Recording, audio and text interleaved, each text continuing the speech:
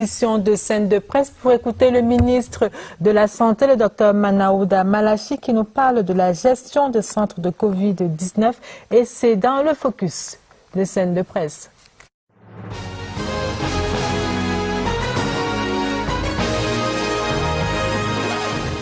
Le président de la République a instruit que nous construisions dans chaque chef-lieu de région une unité d'isolement. Et comme vous l'avez vu, nous avons inauguré pour Ebolova. On a vu Douala également. De Douala a été inauguré, celui de Bertois sera inauguré bientôt et les autres vont suivre. Ces centres d'isolement, plus un centre à l'aéroport international de Douala, un autre à l'aéroport international de Yaoundé, ça fait 12 au total. Nous sommes dans les 4,8 milliards à peu près. Sur la construction et l'équipement de ces 12 centres. Maintenant, nous avons également la mise à disposition des fonds à tous les acteurs de prise en charge, notamment au niveau régional. J'entends les gouverneurs des régions, les délégués régionaux en tant que gestionnaires d'incidents, et puis les formations sanitaires qui prennent effectivement en charge les malades. Nous avons pour 2,5 milliards que nous avons transféré directement. Nous avons aussi les acquisitions de tests et intrants pour environ 1,5 milliard aujourd'hui. Nous avons le gros qui est le matériel médical qui a été acquis pour environ 11 milliards.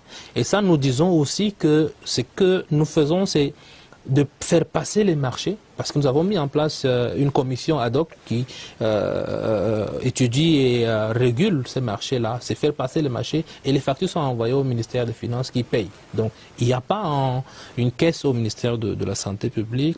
Vous aurez comme ça aussi les confinements, c'est-à-dire les mises en quarantaine, et tout cela qui a coûté environ 884 millions. Nous avons dépensé dans le cadre du Trésor public 19,5 milliards.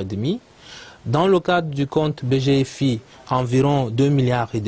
Et dans le compte de UBA, 150 millions. Voilà un peu le global des ressources financières. Et cela est traçable, cela est vérifiable si vous le voulez, parce que nous comptons d'ailleurs les publier.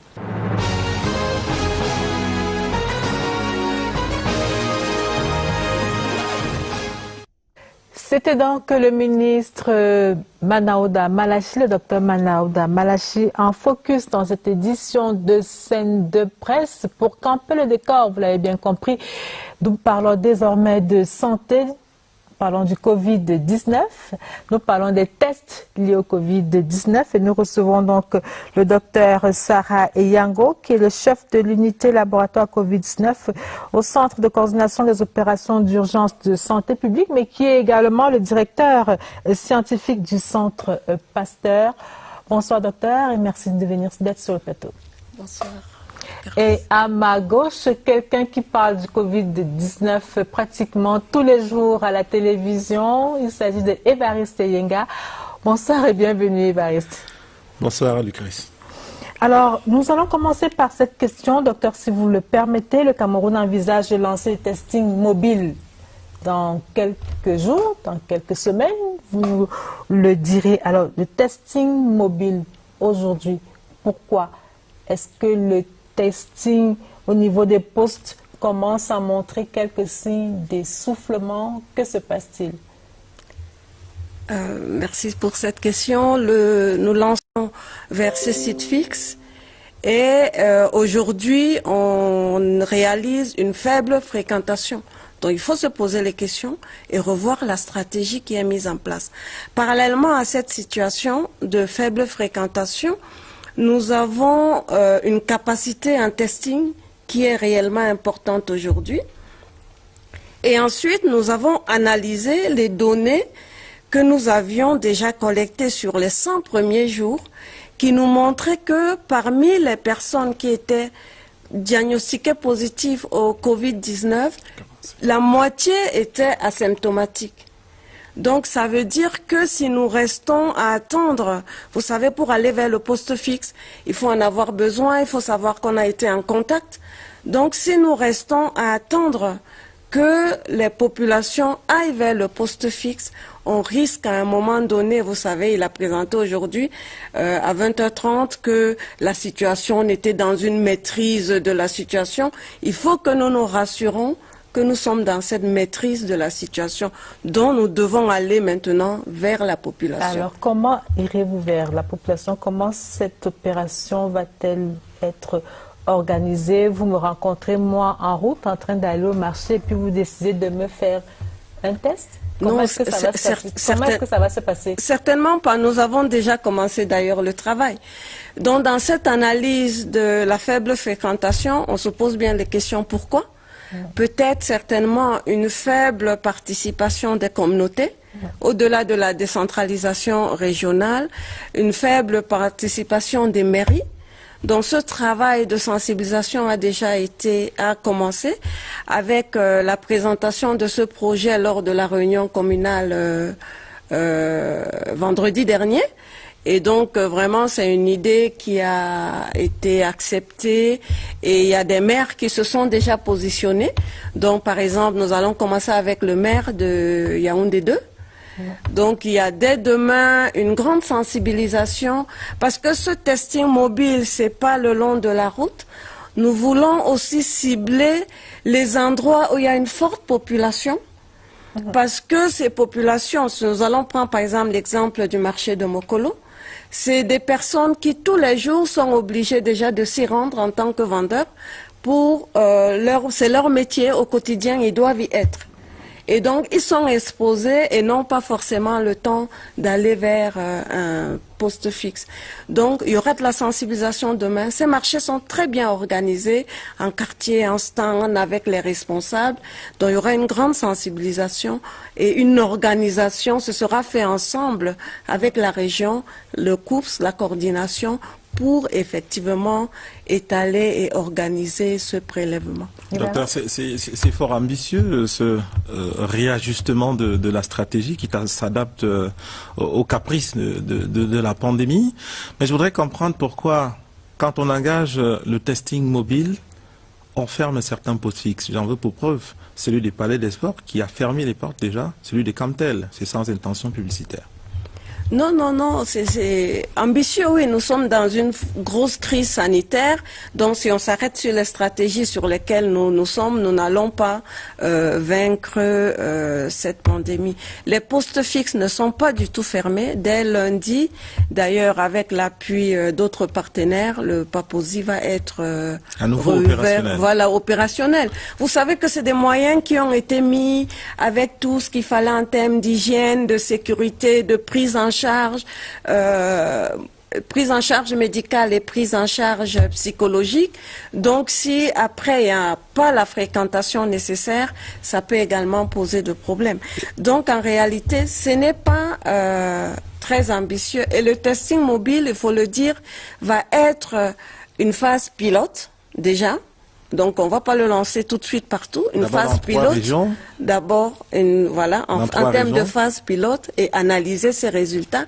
Et le testing mobile, en fait, comme nous disons, c'est mobile, dont on essaye d'alléger, va être adossé à un poste fixe.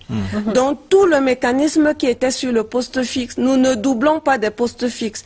Nous n'allons pas vers les marchés redoubler les postes fixes. Nous allons pour la sensibilisation, redire l'importance des mesures barrières et de protection et prélever simplement les gens qui vont être convaincus après, bien sûr, un counseling. J'ai bien compris, vous allez quand même faire des prélèvements à partir de ce lundi dans ces différents endroits.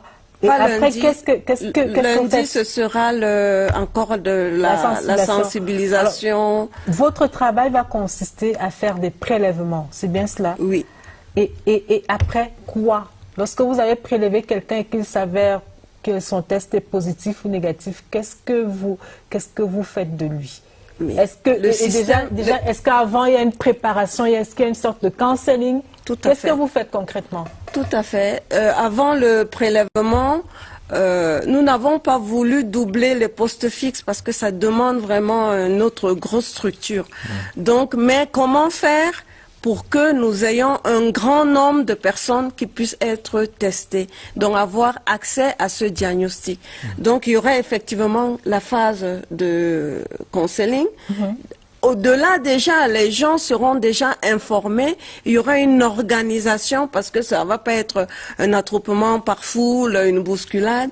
Donc il va y avoir une organisation qui va respecter l'organisation. Si je prends le marché de Mokolo, qui va respecter une certaine organisation et un planning du travail qui va être fait. Donc il y aura ce prélèvement qui va être fait et qui va être directement transféré au niveau du laboratoire. Docteur, vous savez qu'on a mis en place déjà les retours même des résultats par SMS. Donc tous ces moyens vont être mis ensemble. Docteur, il y a quelques limites que je crois trouver en cette stratégie. Comment on va faire pour contourner la réticence de certains, l'indifférence de certains, bien qu'il y ait des postes mobiles, mais qui estiment déjà que c'est la fin de la pandémie? Mais je pense qu'on ne peut pas être limité que par ça, parce que il faut croire à la puissance, à la force de la sensibilisation et de la communication. Comment on arrive à les convaincre de venir se faire tester? De venir se faire tester, mais ça va être des messages pour leur montrer l'importance de ce testing. Parce que se faire tester aujourd'hui quand on est asymptomatique va permettre effectivement, si on est positif, de montrer qu'il y a une forte population qui peut continuer à porter ce virus et peut-être créer le prochain pic. Le problème des varistes, c'est qu'on se rend bien compte, et les chiffres le montrent, qu'il y a une sorte de décroissance au niveau des cas. On se rend bien compte que les hôpitaux se vident, osons le dire. Alors maintenant, décider de faire des tests mobiles, on ne comprend pas, on se demande pourquoi. Mais effectivement, il faut qu'on soutienne cette baisse que nous observons. Parce qu'actuellement, elle est liée aussi à la baisse du nombre de tests. Mais est-ce que c'est réel? Ces données, c'est pour ça que je dis c'est une phase mobile, c'est une phase pilote, pardon. Donc les données que nous allons avoir au cours de cette phase pilote vont effectivement nous permettre de prendre les décisions sur la poursuite ou non de ce testing mobile. Mais il faut aujourd'hui que le ministère de la Santé ait plus de données qui lui permettent d'affiner la stratégie. Vous imaginez que on ne peut pas se croiser et se dire tenez, personne ne va plus dans les postes fixes et se baisser les bras. Comment faisons-nous pour resensibiliser, pour dire aux gens écoutez, le coronavirus est encore là, la Covid, les gens souffrent encore, ou bien nous sommes en train de tourner la page, ça va être les résultats. Quel type de tests allez-vous utiliser, docteur? Quel type de tests peut-être rapides allez-vous utiliser? Antigéniques, anticorps IgM ou IgG? Qu'est-ce que vous allez utiliser? Alors, quand on parle de diagnostic, on parle de chercher le virus. Parce que nous sommes dans des infections respiratoires supérieures. Donc, il faut rechercher et couvillonner dans le nez ou dans la gorge pour avoir ces sécrétions. Donc, le test qu'on peut utiliser ici ne peut être qu'un test antigène parce que je recherche les particules de virus. Et dans le cadre de notre phase pilote, étant donné la force ou l'optimisation que nous avons, nous allons directement associer la PCR, qui est encore plus sensible et qui, lui, cherche, on va dire, le cœur du virus. Donc, le diagnostic ne repose que sur la recherche des particules virales. Docteur, dites, est-ce que le type de test n'a pas contribué aussi à amener certains à ne plus s'intéresser au dépistage?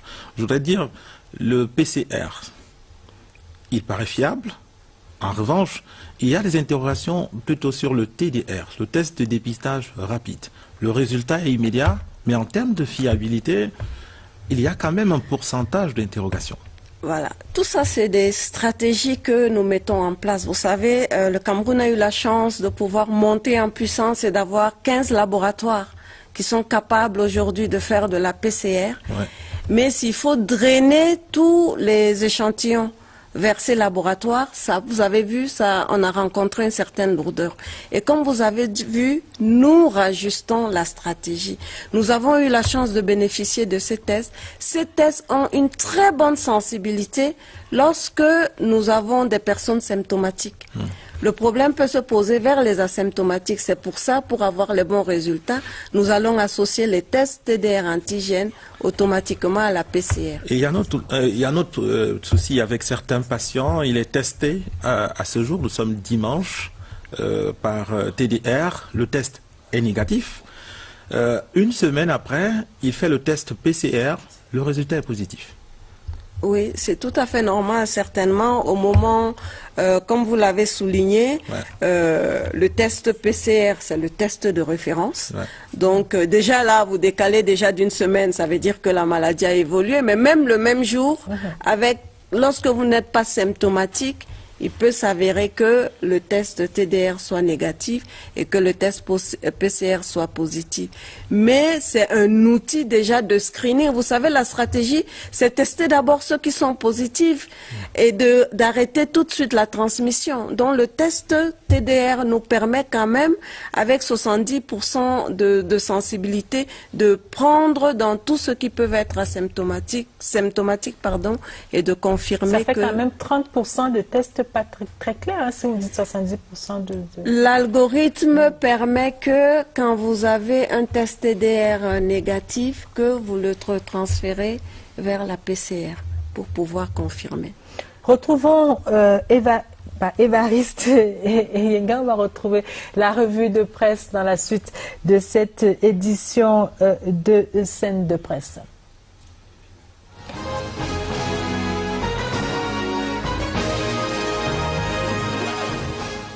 Examen officiel, la session 2020 est lancée. Cameroun Tribune indique que les candidats au brevet de technicien et probatoire technique ont ouvert le bal lundi. Le lendemain, c'était au tour des candidats au baccalauréat général d'aller affronter leur destin. Le jour nous apprend que c'est au total 119 160 jeunes qui frappent ainsi aux portes du supérieur, une session d'examen encadrée par un fort protocole sanitaire, tel que les démontre Mutation, sur les traces du ministre des Enseignements secondaires, Pauline Nalova-Lyonga, en visite dans les centres d'examen de Bertoua à l'Est. Le Cameroun et la Guinée équatoriale posent de nouvelles balises dans la coopération sous-régionale.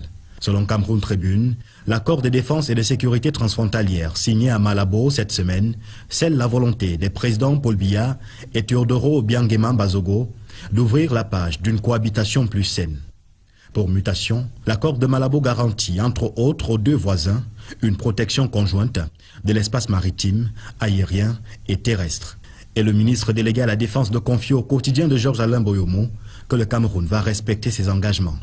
Est-ce donc un nouveau départ pour les deux pays frères, s'interroge le jour. Le quotidien bleu souligne en effet que les derniers mois avaient été marqués par un regain de tension au niveau de la frontière commune. Intégration a justement consacré un dossier sur ces réalités amères dans la ville frontalière de Kursi, avec en face la ville équato-guinéenne des Bébéines. Selon le journal de Thierry Ndong, partir d'un pays à l'autre est devenu l'expression d'une défiance à l'égard d'un environnement proche de la réclusion. Et dans cette prison des zones libres, on se rejette mutuellement la faute. La revue de presse était sur la scène.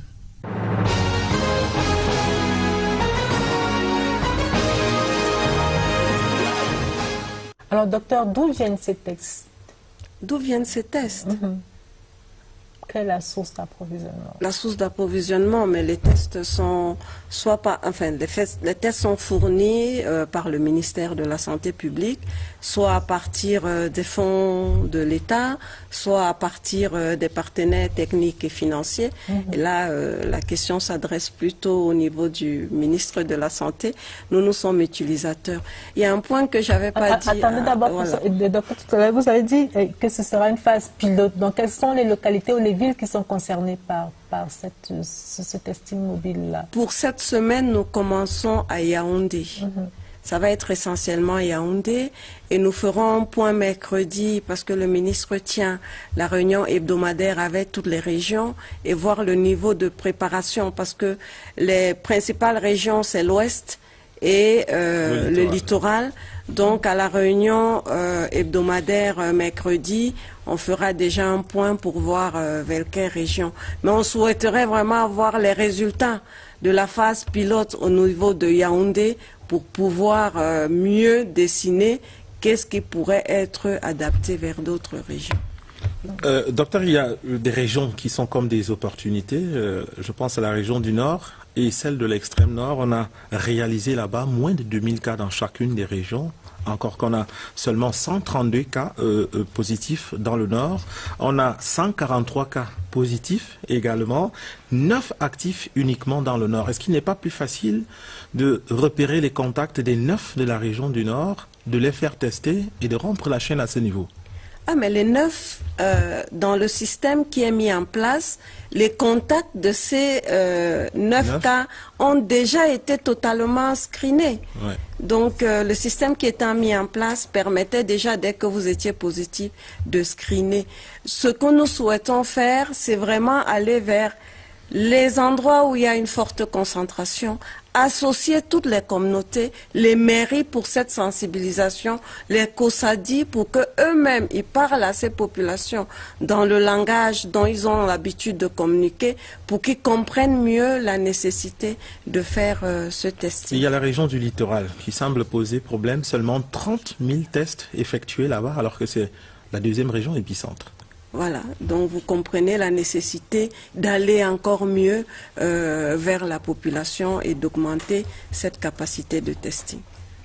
Alors, je voudrais également que nous parlions, docteur, si vous le permettez bien, de la composante psychologique. On a parlé de l'organisation de ce testing, on a parlé de counseling. Est-ce que dans ces groupes qui seront constitués pour faire ces testings mobiles, est-ce que vous avez prévu la composante psychologique vraiment pour préparer les gens à accepter les différents tests qui seront faits ou les résultats des tests qui seront faits? Parce qu'on s'est bien rendu compte avec cette maladie que la composante psychologique n'a pas toujours été suffisamment prise en compte et que les gens se sont parfois rendus malades, plus malades du fait de savoir qu'ils ont le Covid que du fait d'avoir le Covid lui-même. Tout à fait. Dans la section opération, on représente l'unité labo, mais l'unité de la prise en charge psychologique est totalement engagée et est prête déjà dès le pré-counseling pour pouvoir accompagner cette population. Nous allons dans quelques instants marquer un autre arrêt dans cette édition de Scène de presse et nous allons retrouver Régine Gladys Lebout.